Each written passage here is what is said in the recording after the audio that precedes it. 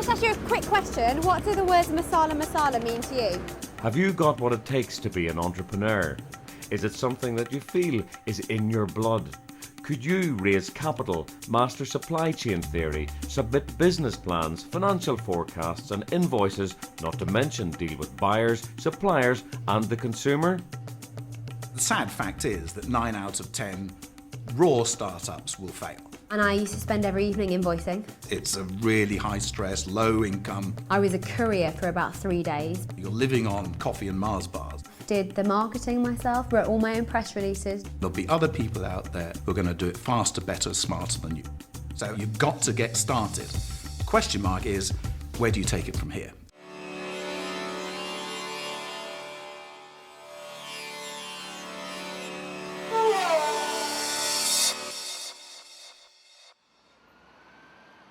At the age of 27, Priya Lakhani threw in her successful career in the city to strike out on her own as an independent businesswoman. I was working late nights as a lawyer, coming home quite late, and I was looking around the supermarket and there were no fresh Indian sauces on the shelf. There were only the sauces on the ambient shelf, the world cuisine shelf. But those sauces last, 6 months, a year, 2 years. What's in them to make them last that long? So I looked and looked and looked for a fresh Indian sauce and I just couldn't find one, and that's when I realised, hang on, I don't think there actually is one. I don't think anyone's ever introduced one. But the pasta sauces are selling so well, they're just, people are taking them in practically every second or third basket in a supermarket. You will see a fresh sauce. So that's when I obviously just thought, but Ping, it's a fresh food company, fresh ethnic food company. Then I did the research, and that's how Masala Masala was born.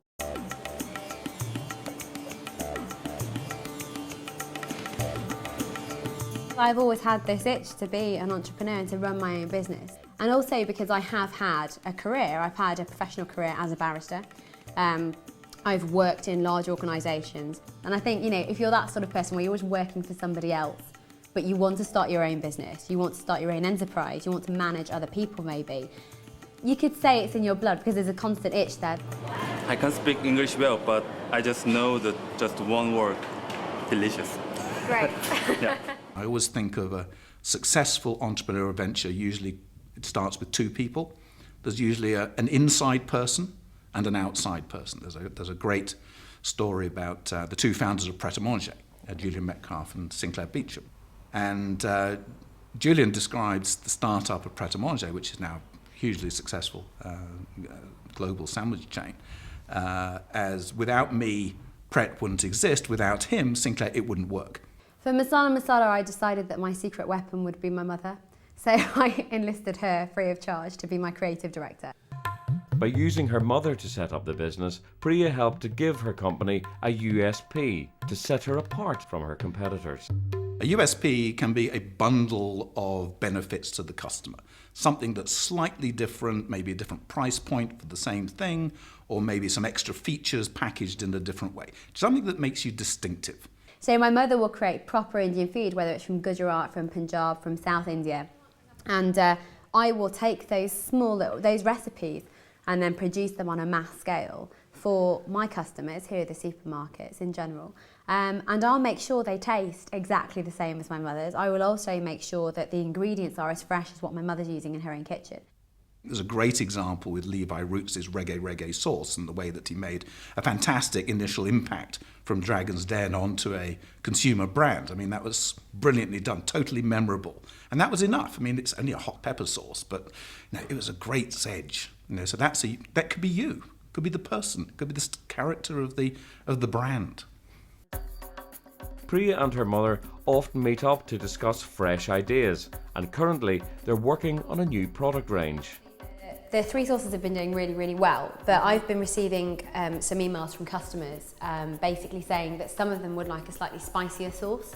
Okay, what do you think about having, like fresh ginger, garlic, onions, and make it more chili, hot? Yeah. And if you want it creamy, we can add some yogurt.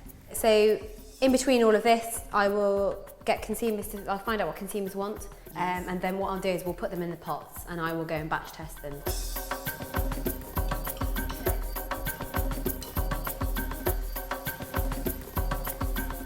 We had so many requests for a spicy version that I just spoke to buyers in the supermarkets and said, look, you know, your customers are requesting this, so what should we do? And they said, yeah, can you produce one for us?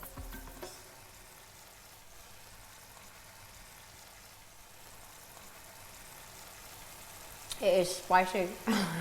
Spicy. But it's amazing. Yummy. I love it. Yeah.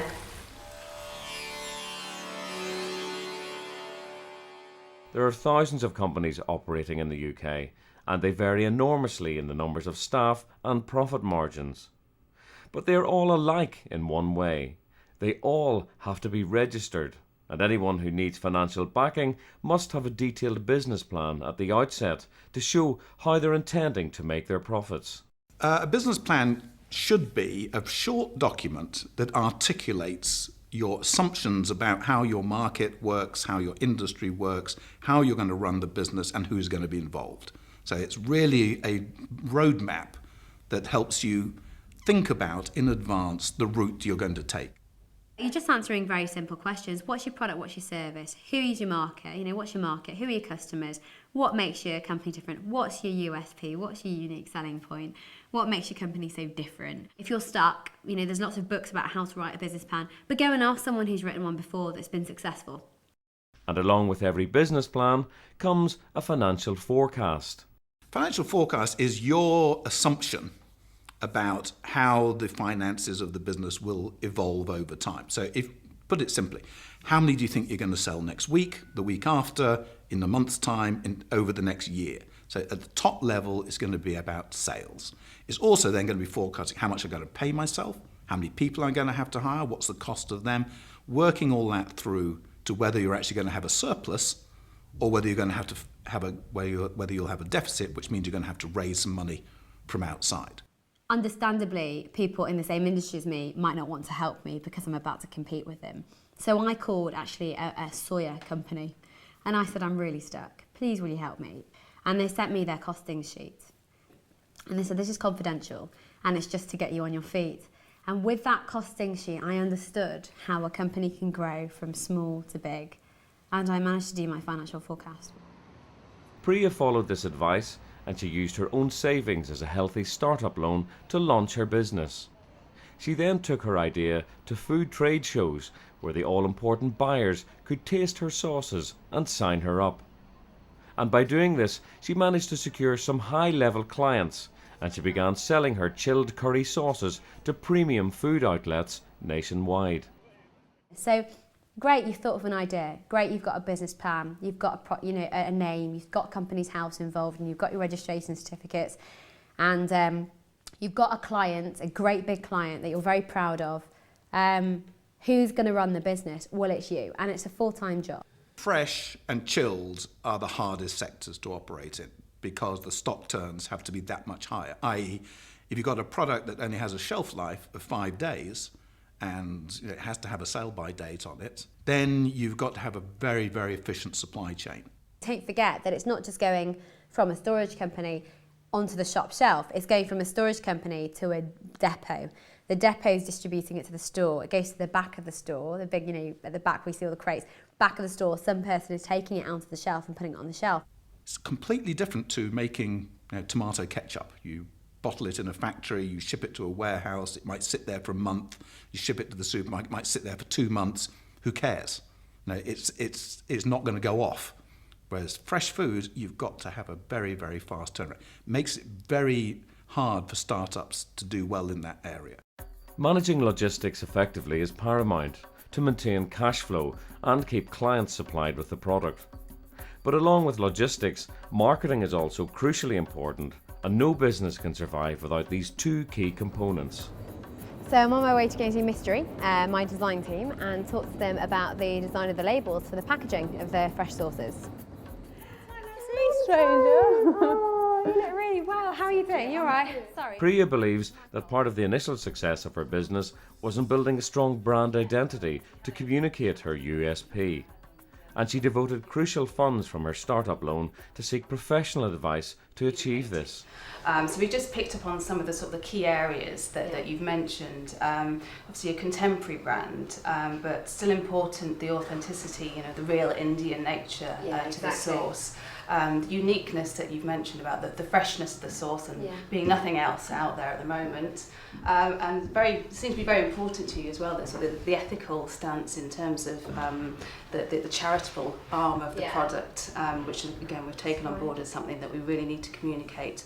Branding is absolutely at the heart of consumer products. It's what differentiates your cornflakes from anybody else's cornflakes. I mean, they are fundamentally the same. I mean, it's how do you then get somebody to express a preference, and how do you build trust with your consumers? And that's what brands do. They're about a contract between you and your consumers.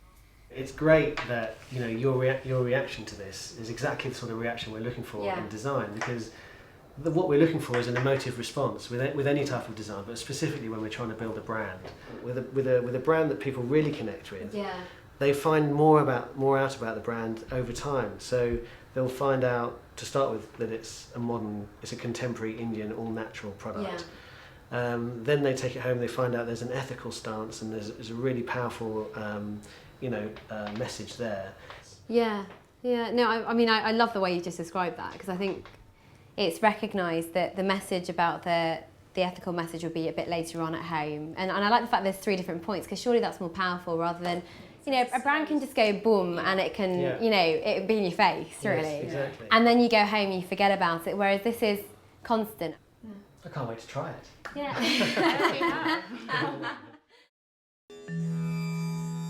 An important part of the brand is the ethical side to the business, where Priya guarantees that proceeds from every pot she sells go to worthy causes in India. And for Priya, this was a part of her business plan from the start.